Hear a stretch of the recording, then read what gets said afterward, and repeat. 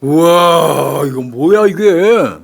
이 너무 심각하죠. 이거 뭐 뒤집어질 일이다 이거. 아버지가 누나를 내가 아는 것만 해도 8년간 성폭행해 왔다. 사실이야, 이게 짐승 새끼네 이거. 이래가지고 우리 누나가 2번이나 임신을 하게 됐습니다. 아유, 이게 인간이야 이거. 이런 게 밥 처먹고 있는데 내 세금은 이 새끼 왜 밥 먹이는 데 쓰냐고 이런 거를. 그러니까요. 이거 여기만 해도 너무 충격적이잖아요. 근데 여기서 그치지가 않아요. 아버지가 그 두 아이를 모두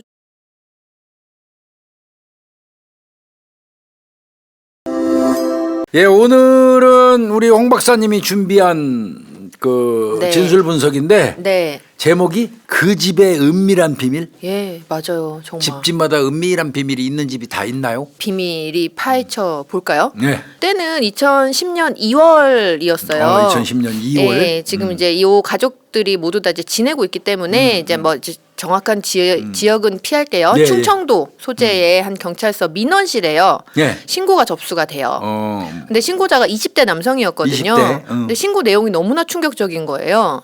왜 그러냐면 이제 그 신고한 남성이 이야기하기를 우리 아버지가 이 상습적으로 가정폭력을 너무 심하게 휘두른다. 뭐 이런 내용이 있었는데 이게 문제가 아니었어요. 가정폭력도 물론 심한 문제였지만 문제는 가정폭력이 아니라 뭐예요, 그럼? 아버지가 누나를 내가 아는 것만 해도 8년간 성폭행해 왔다. 허허, 나 이거 미쳐버리겠네. 그러면서 이제 남동생이 신고를 한 거예요. 그러니까 우리 아버지가 누나를 이렇게 8년간 내가 아는 것만 해도 8년입니다.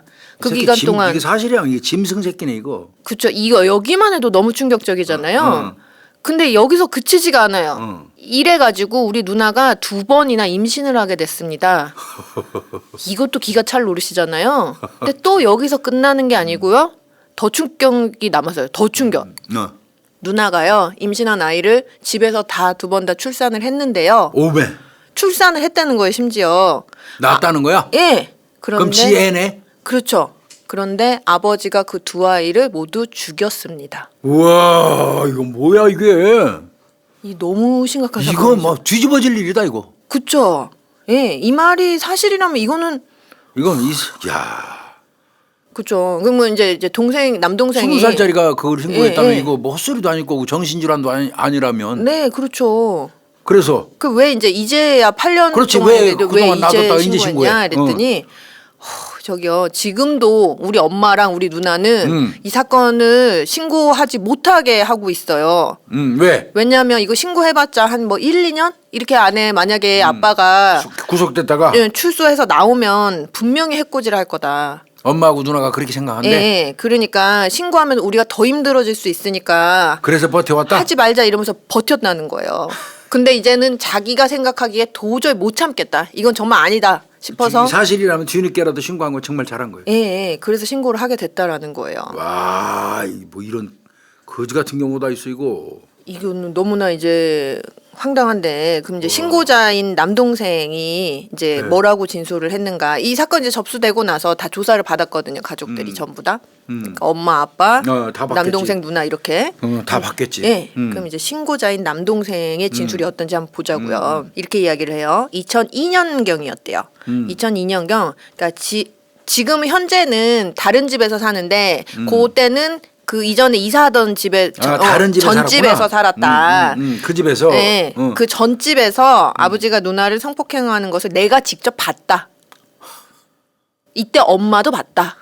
근데 둘이 뭐 했대? 어쩌면 저렇게 할 수 있지라고 생각이 드는 부분이 있으실 수도 있는데 거긴 나름대로 조금 이유가 있어서 조금 좋아요. 너무 비난하지 않고 들으셨으면 좋을 것 같아요. 근데 어찌됐든 간에 아버지가 누나 성폭행하는 거를 직접 봤대요. 엄마도 봤대요. 봤다. 왜 그러냐면 같은 방에 있었기 때문에요.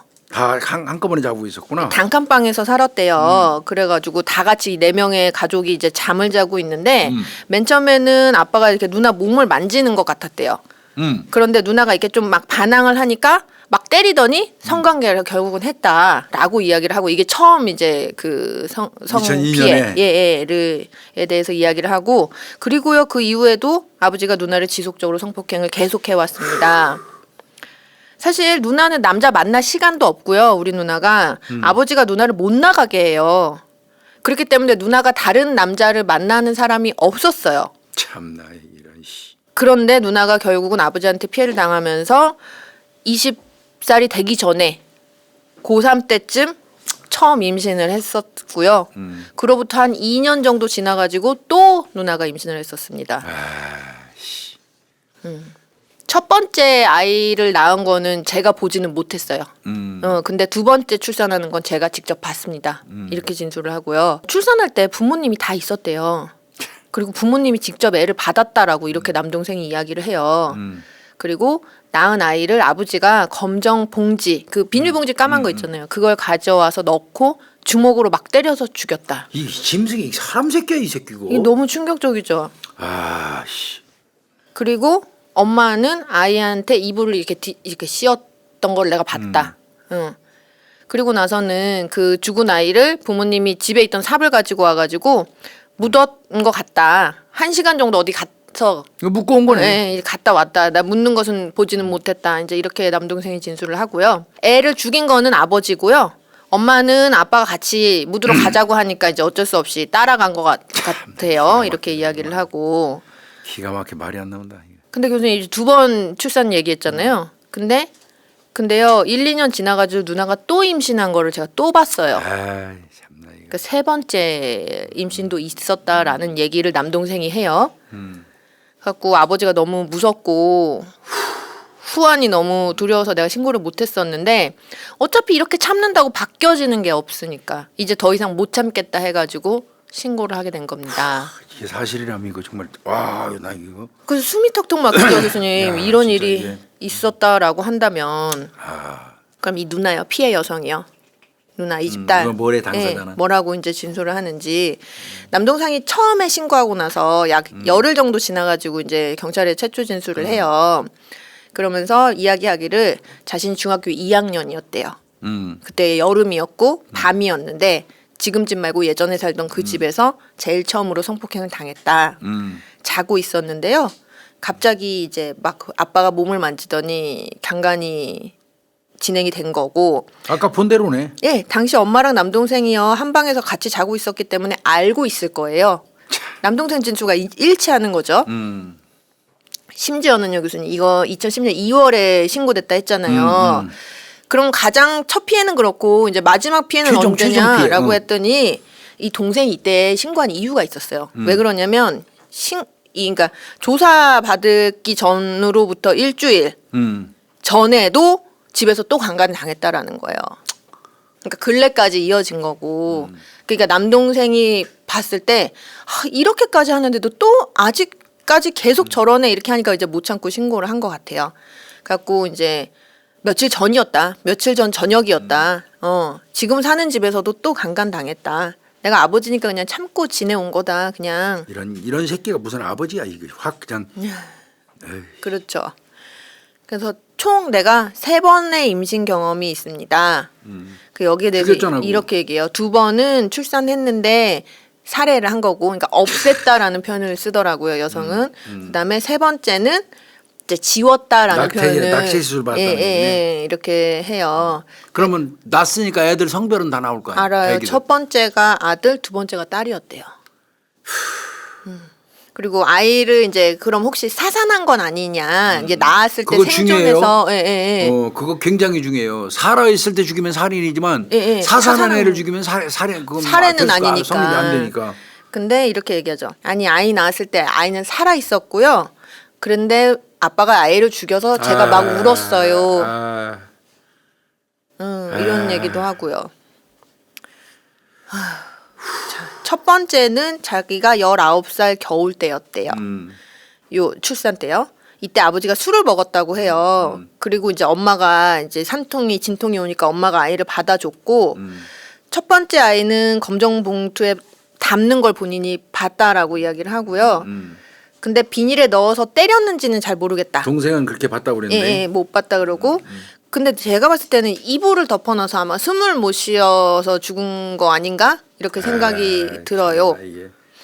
당시에 가족들이 다 있었다. 엄마, 아빠, 동생 다 있었는데 누가 본지 나는 그건 모르겠고 엄마한테 듣기를 아빠랑 같이 가서 산에다가 묻었다라고 내가 이렇게 전해 들었다. 아이고 참나 이거. 정말 기가 막힌 일이다 이거. 예. 이런 새끼를 무슨 아빠라고 불러 이런 개. 그쵸. 걔도 이런 짓은 안 예, 해. 맞아요. 그리고 이제 두 번째. 바퀴벌레 같은 놈의 예, 새끼야. 두 번째 출산했을 때는 그때도 겨울이네. 예, 첫 아이 출산하고 그 다음해인 것 같아요. 그 다음에 겨울인 것 같아요. 첫째 출산할 때랑 같이 부모님 모두 다 있었고 마찬가지로 엄마가 아이를 받아줬다. 그때는 애가 태어났을 때 울음소리를 본인이 들었대요. 아유. 이제 태어나니까 응애 하고 막 울잖아요. 아이고. 근데 아빠가 이불을 뒤집어 씌워서 죽이고 검정 봉투에 담았다. 아유. 난 그 이후로는 모르겠다. 미치겠다 진짜 이거. 이야. 야 이거 진짜 충격인데 이거. 세 번째는 그 다음에 가을 정도였던 것 같아요. 이제 이렇게 이야기를 하고요. 이때는 아빠가 지우라고 했대요. 그래갖고 그 마트 근처에 있는 1층에 있는 산부인과에 가서 진료받고 그 다음날 중절 수술을 받게 되었다. 4개월 때쯤 됐대요. 그때 아이가. 4달짜리 뛰었구나. 예. 엄마랑 이때 같이 가가지고 100만 원 결제했다. 이렇게 이야기를 하고요. 이 피해 여성 딸 같은 경우에는 다른 남자랑 성관계한 경험 자체가 없다고 본인이 얘기해요. 그리고 나는 아빠 처벌을 원한다. 아니 그냥 아빠라는 사람이 아예 없어졌으면 좋겠다. 사라졌으면 좋겠다.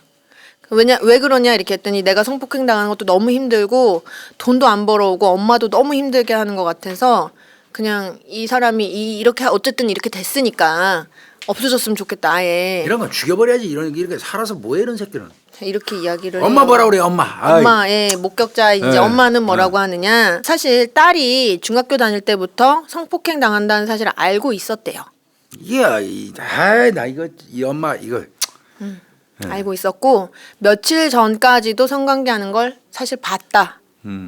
이렇게 진술을 해요. 자 그리고 딸이 이제 그 배가 조금씩 불러오더래요. 그 임신 관련돼서는. 그리고 밥도 좀 잘 안 먹더래요. 그래갖고 너 피임약을 먹어야 하는 거 아니니? 라고 물어봤다는 거예요. 그 과정에서 임신한 사실을 알게 됐대요. 그러니까 남편도 사실은 이때 딸이 임신한 사실을 알고 있었는데 남편이 얘기를 하기를요. 그냥 냅둬 낳게 이렇게 했다는 거예요. 이게 사람이야 이 새끼가 이거. 그 너무 황당하죠, 교수님. 그 물론 엄마는 이렇게 얘기를 해요. 딸한테 너 이 애 누구 애냐라고 물어봤더니 딸이 이야기하기를 다른 사람 애라고 얘기를 했다. 라고 이런 일은 있었지만 본인이 생각하기에 남편이 성폭행해서 임신한 것이 맞다라고 나는 생각을 한다. 그렇지. 라고 이렇게 솔직하게 얘기를 해요. 자, 그리고 이제 첫 번째 출산 상황에 대해서는 딸이 19살 되던 해 여름경이었다. 지금 살던 이전 집에서 아이를 낳았는데 내가 탯줄을 자르고 수건으로도 닦아줬다 애를. 그래갖고 이제 이 엄마 얘기해요. 이 애를 딸이 낳았잖아요. 그러니까 얘를 키우자. 라고 이렇게 했대요 엄마가. 그러니 알면서도. 그랬더니 남편이 말하기를 누구 자식인지도 모르는데 어떻게 키우냐. 죽이자. 라고 했다는 거예요.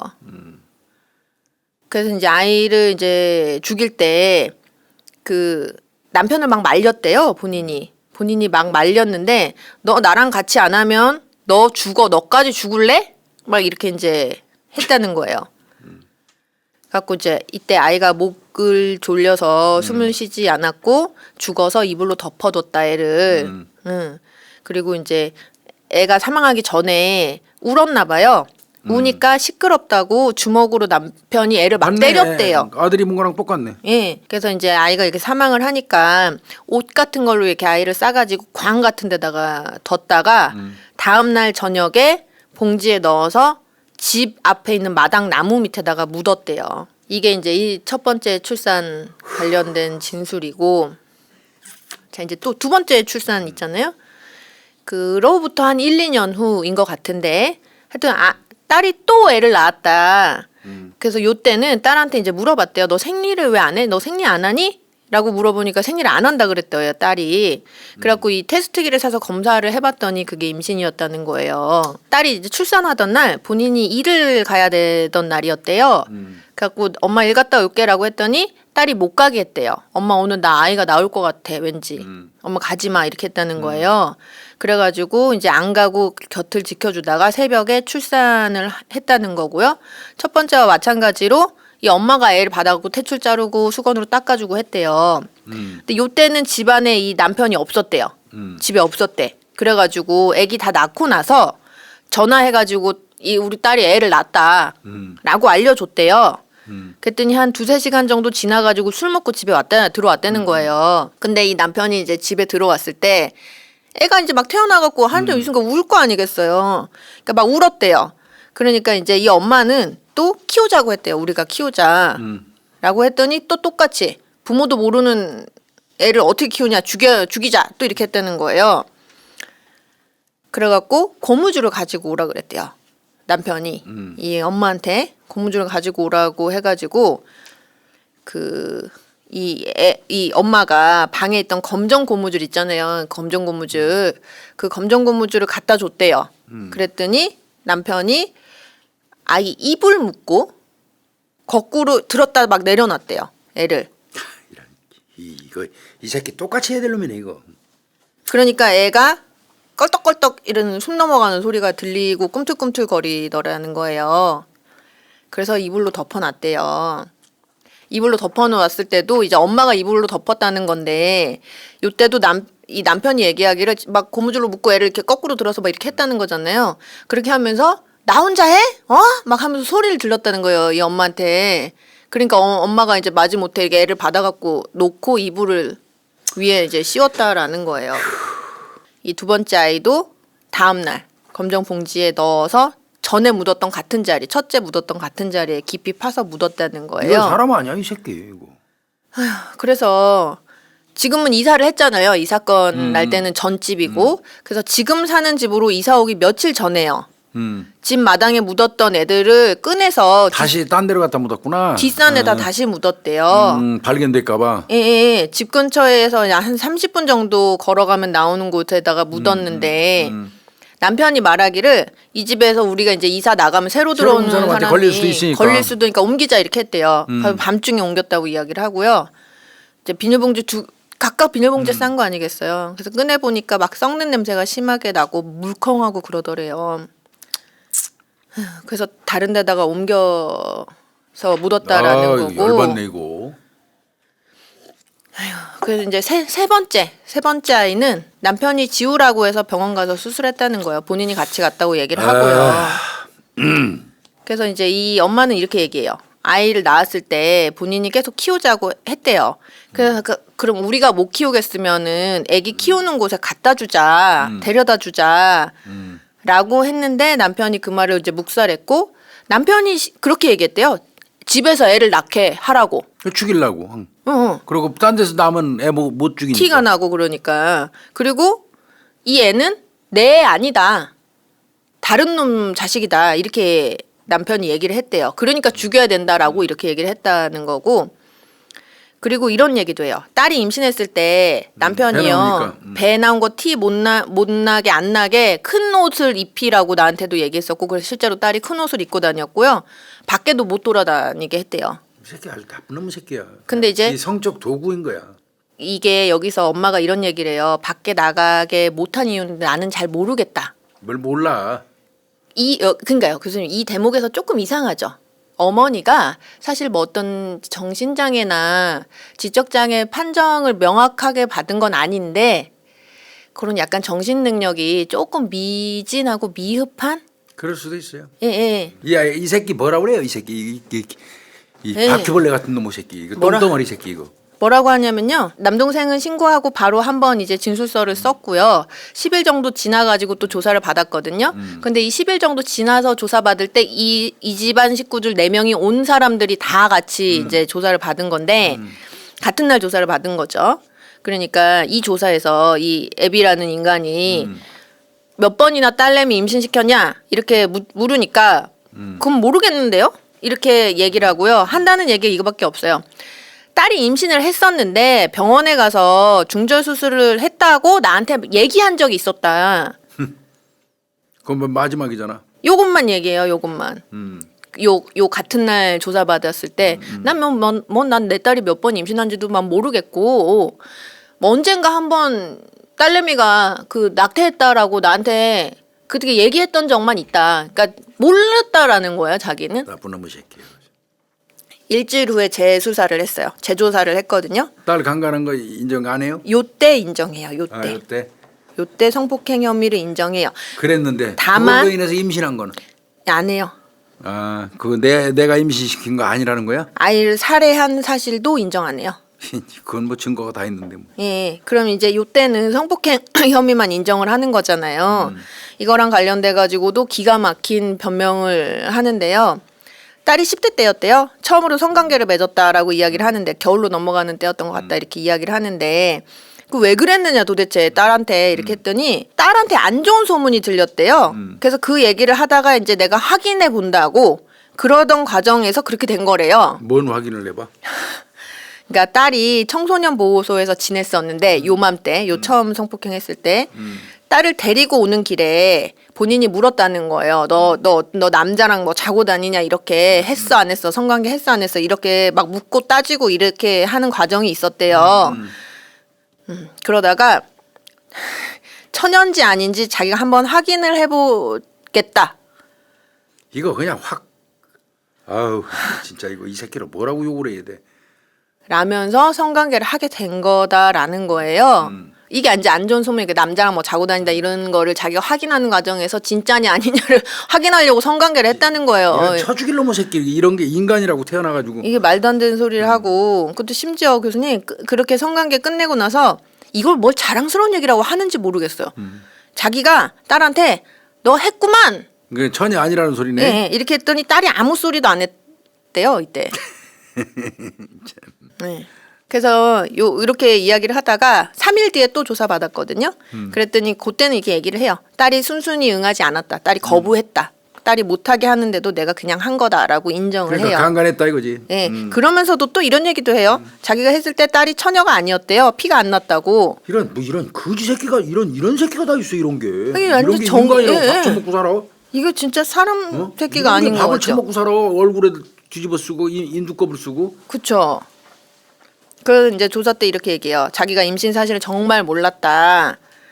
그리고 본인이랑 성관계 하기 전에도 그 피임약을 먹고 다니라고 이야기를 했대요. 혹시 뭐 행실이 뭐 이렇게 해가지고 그리고 자기가 이제 딸과 이제 성관계를 맺은 건 맞는데 이렇게 임신이 되도록 질에다 사정을 한 적도 거의 그러니까 없다. 질내 사정하지 않았다. 질외 사정했다 예, 이거야. 예, 예. 그러니까 임신할 이유가 없다는 거예요. 네, 자기는 아니다는 거예요. 꼭이래 이 새끼들 꼭꼭 요런 식으로 얘기한다고. 예. 아이 양아치 새끼들 이거.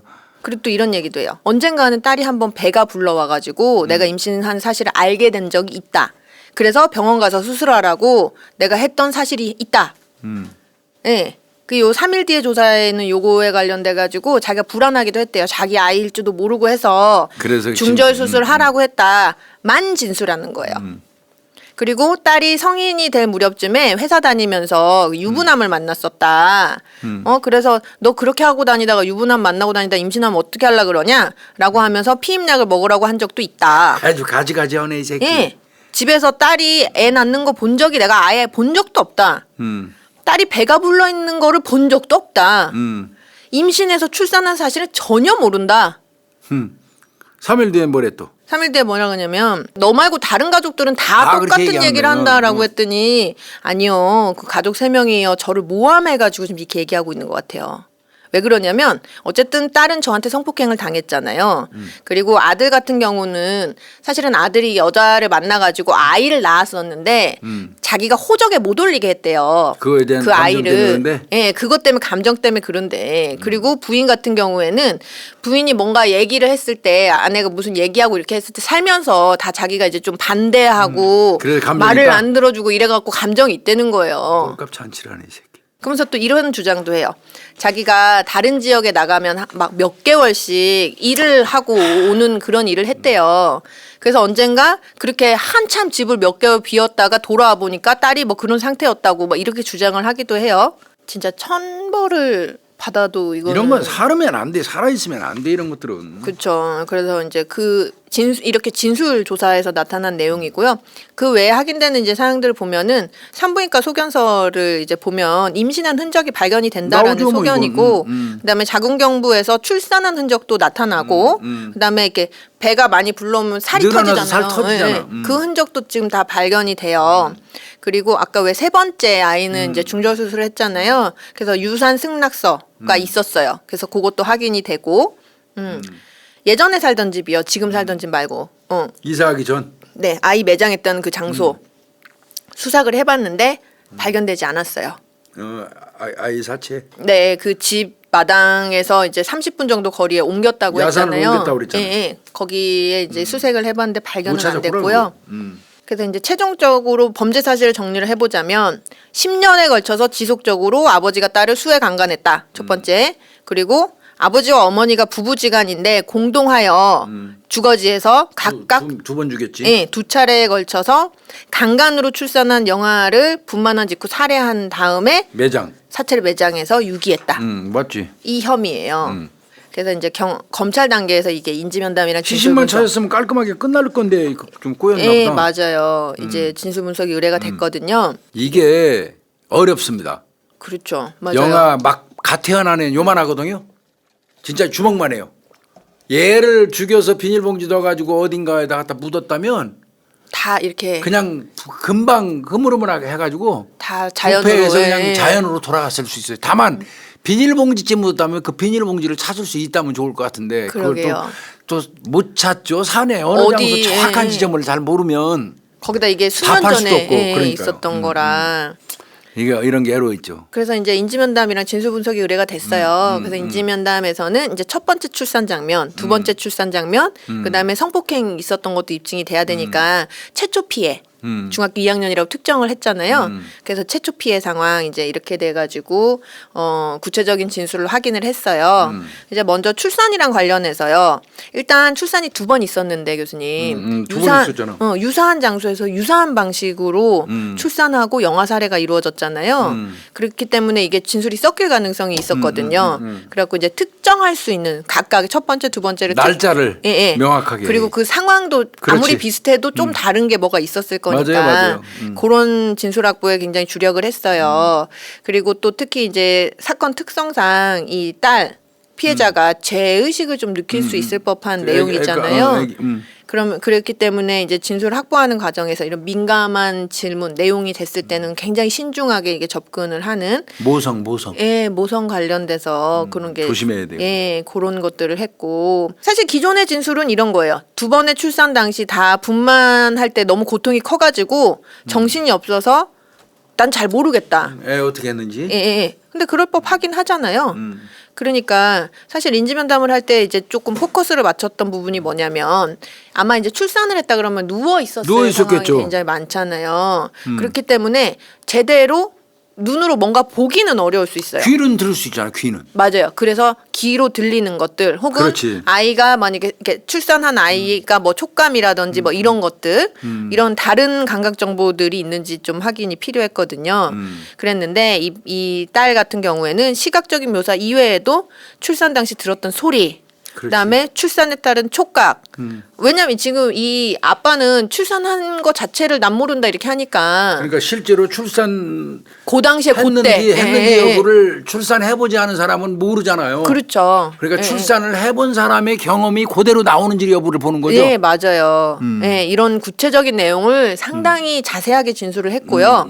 여기에 더불어서 이제 출산 당시 가족들이 다 있었다 했잖아요.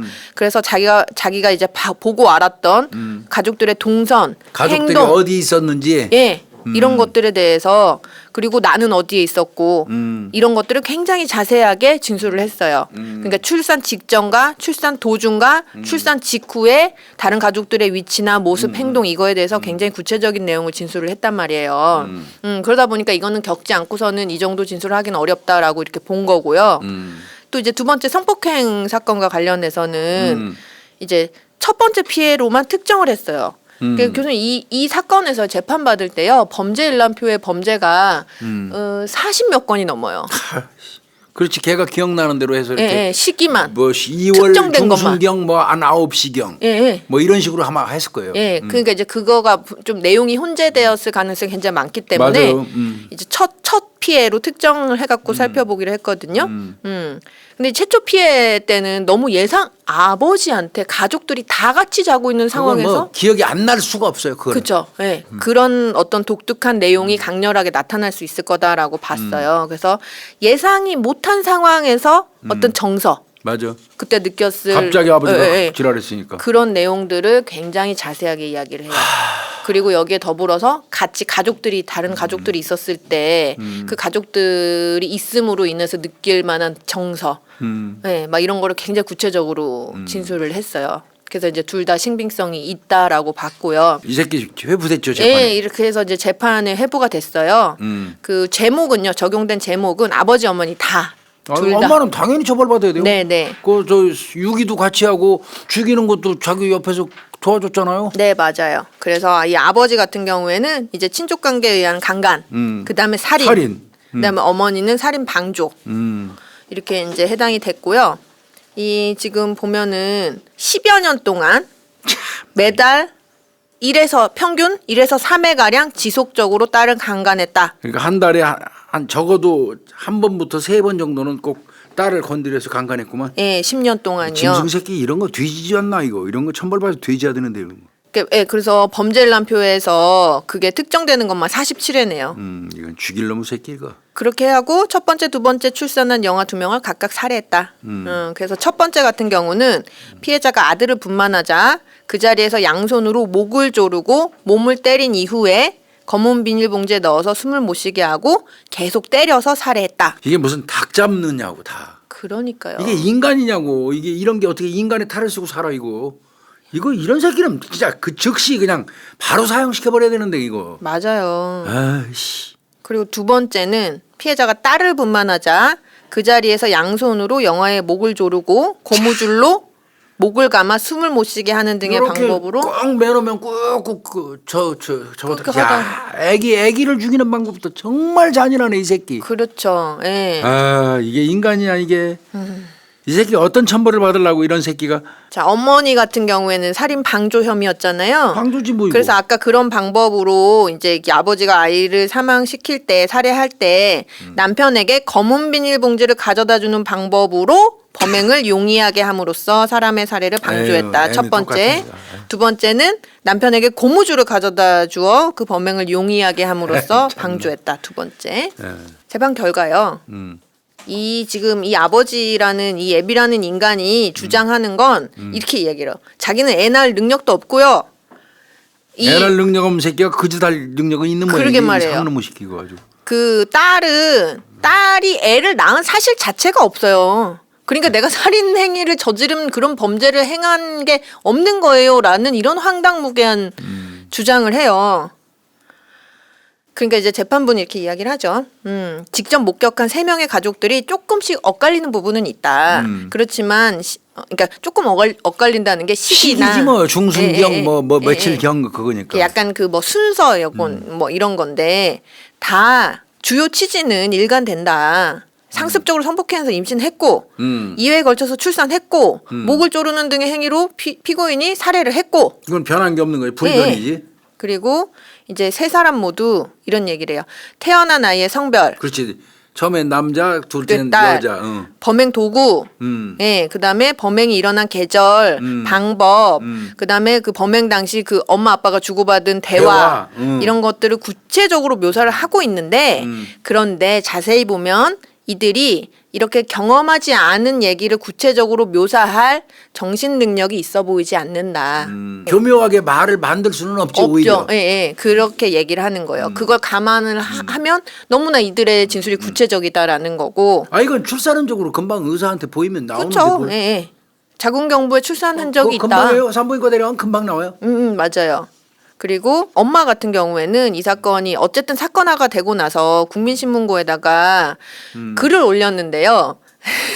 그 글이 아들을 약간 책망해요. 이 사건이 아들이 신고해가지고 이렇게 됐잖아요. 그러니까 너 때문에 지금 이런 우리가 힘든 상황이 펼쳐졌다. 이런 내용을 하긴 하니까 이런 걸 보면 오히려 이 세 사람 전부 다 묻고 할 별다른 이유가 없어 그런 보이는 거지. 사람들이다. 그리고 아까 왜 자기가 일 나가면 아빠가 뭐 몇 달씩 있다가 왔는데 그 사이에 이미 딸이 그렇게 돼 있었다. 나는 아니다. 뭐 이런 얘기 아니에요. 근데 이렇게 주장을 하지만 나머지 가족들은 전부 다 그런 적이 없대요. 장기간 미운 적 없다. 예, 예. 더군다나 그래 그럼 본인은 갔다고 하잖아요. 장기간 동안. 그럼 그때 갔을 때 너 어디에서 뭐 했는지를 얘기해라라고 했더니 얘기 말 못하지. 못해요. 가 있었어야지 얘기를 하지. 그렇죠. 이런 짐승 같은 새끼. 예, 이거고 이제 어머니 같은 경우에는 남편의 상습적인 폭력에 노출이 돼 있었고 그 범행 당시에 너가 이제 동참하지 않으면 너까지 죽이겠다 이렇게 협박을 했기 때문에 그로 인해서 가담을 한 거기 때문에 강요된 행위여서 에이. 책임이 조각된다라고 주장을 했어요. 강요 행위가 책임성 조각 사유는 맞죠. 예, 예, 예. 그렇지만 그거는 안 먹힐 것 같은데요. 이게 근데 그 이제 아마 제 기억에 엄마는 변호인을 따로 선임하진 않았고 국선 변호인이었고 이 피고인 아버지도 아마 국선 변호인이었던 것 같아요. 제 기억에. 근데 어쨌든 이렇게 이제 한 거고. 근데 이제 대법원 판례에 의하면 이 강요된 행위는 저항할 수 없는 폭력이나 생명, 신체에 위해를 가하겠다는 협박 이런 강요에 의해서 이루어진 행위를 의미한다. 그런데 여기서 말하는 저항할 수 없는 폭력이라는 것은 그 심리적인 의미에 있어서 이제 몸으로 어떤 행위를 절대적으로 안 할 수 없게 하는 경우, 그러니까 할 수밖에 없었다, 마음적으로 그렇게 할 수밖에 없었던 경우, 그리고 윤리적인 의미에 있어서 강압된 경우, 이 두 가지 경우라고 할 수가 있다. 자, 그래서 이렇게 쭉 보면은 증거들에 의하면 이 범행 당시에 이 엄마가 남편의 상습적인 폭행으로 자유의사가 어느 정도 제한된 건 맞아 보인다. 그거는 뭐 그럴 수 있지. 그렇지만 이 범행 당시에 같이 있었던 자녀들, 그러니까 이 피해자도 여기 이때 있었잖아요. 요 진술에 따르면 아버지가 엄마 위협하는 거 다 들었을 거 아니야. 겁주고 그쵸. 막 죽여 예, 살리하는 예. 거. 근데 이제 그거 막 어떻게 들었대? 그러니까 막 그 목을 조른다든지 이런 직접적인 굉장히 큰 행위 혹은 심한 말로 위협하는 거를 나는 못 봤다라고 딸은 이렇게 진술을 하거든요. 예, 예. 그리고 막 이렇게 엄마가 아주 강렬하게 막 저항을 했음에도 아빠가 그거를 억압하기 위해서 더 센 어떤 행동을 하고 그런 게 보여야지 강요된 행위지. 예, 예, 예. 근데 이제 그거는 나는 못 듣고 못 봤다라고 이렇게 딸이 진술을 하거든요. 그래서 이런 점에 비추어 보면은 저항할 수 없을 정도의 폭력이나 협박이라고 보기는 어렵다. 그럼 증말하면 강요된 행위는 아니다. 아니다라고 이렇게 본 거예요. 일정 부분은 그 폭력에 의해서 길들여진 건 맞지만. 맞는데 예. 그 이 새끼 얼마 받았어요, 이 새끼? 무기징역 받았어요. 이거 그래도. 뭐 이런 거 사용을 안 시키니 그냥 미쳐버리겠어 진짜. 무기징역 받았어요.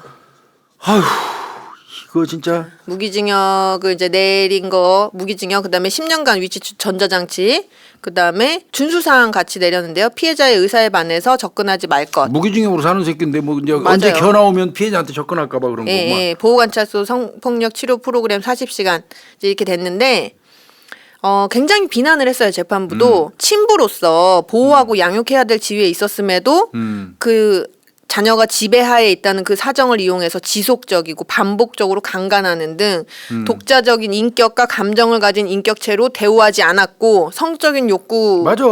해소하기 위한 수단으로 삼은 거다. 이런 피해 때문에 3번에 걸쳐서 임신하고 2번에 걸쳐서 출산하고 출산한 영아를 잔혹하게 이렇게 범행을 사례를 한 거는 일반인이 상상하기 어려울 정도로 극히 반인륜적이고 반사회적이다. 갓 태어난 영아도 인격체다. 맞아, 하나의 영혼이 새로운. 예, 예. 근데 그런 두 생명을 희생시켰다. 특히 이 과정이 너무나 잔인하지. 잔인했다. 예. 근데 그거를 아주 거리낌도 없이 이 인간이 이제 행동을 한 거고 딸을 강간할 때 이 아내가 말린 적이 당연히 있겠죠. 말리기는 말렸구만. 그랬더니 이런 얘기를 했대요. 아내한테 내 딸 갖고 내가 그러는데 왜 말리냐? 그리고 이제 아내한테 하는 얘기예요. 나는 너는 싫고 딸이 더 좋아. 너는 늙어서 소용이 없어. 이런 새끼를 이걸 사람이라고 밥을 먹이고 우리가.